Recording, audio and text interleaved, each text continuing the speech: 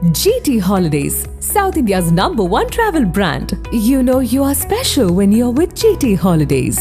பழைய நகையை கொடுத்து ஒயிட் 11 மந்த்ஸ்ல அதே அடைக்கு புது நகையை எடுத்துக்கோங்க. எக்ஸ்ட்ராவா ₹1 தர வேண்டாம். Magic old gold exchange.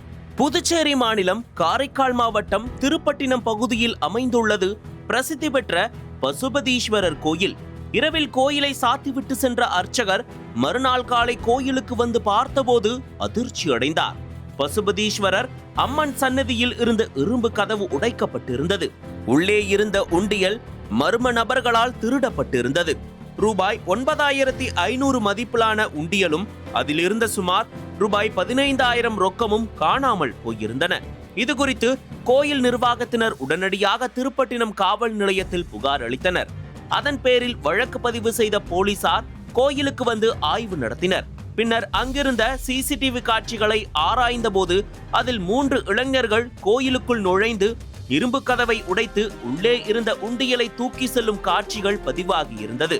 மேலும் உண்டியலை திருடி செல்லும் போது 3வரில் ஒருவர் காவல்துறையிடம் கைரேகை ஆதாரம் சிக்கிக் கொள்ளாமல் இருக்க வேண்டும் என்பதற்காக இரும்பு கதவில் துணியால் துடைத்த காட்சியும் பதிவாகி இருந்தது. சிசிடிவி காட்சிகளின் அடிப்படையில் கோயிலில் நடந்த திருட்டுச் சம்பவத்தில் தொடர்புடைய நாகை மாவட்டத்தை சேர்ந்த ராகேஷ், முரளி, இளையராஜா, முஷ்ரப், முரளிதரன் ஆகிய 5 பேரையும் அடையாளம் கண்டு திருப்பட்டினம் போலீசார் கைது செய்தனர். அவர்களிடமிருந்து உண்டியல், ரூபாய் 12450 ரொக்கம், 3 மோட்டார் சைக்கிள்கள், 4 செல்போன்கள் ஆகியவற்றை பறிமுதல் செய்தனர். இதையடுத்து 5 பேரையும் நீதிமன்றத்தில் ஆஜர்படுத்திய போலீசார் பின்னர் சிறையில் அடைத்தனர். பசுபதீஸ்வரர் அம்மன் சன்னதியில் உள்ள இரும்பு கதவை உடைத்து உண்டியலை திருடி செல்லும் 3 இளைஞர்களின் காட்சிகள் தற்போது சமூக வலைதளங்களில் வைரலாகி பெரும் பரபரப்பை ஏற்படுத்தியுள்ளன.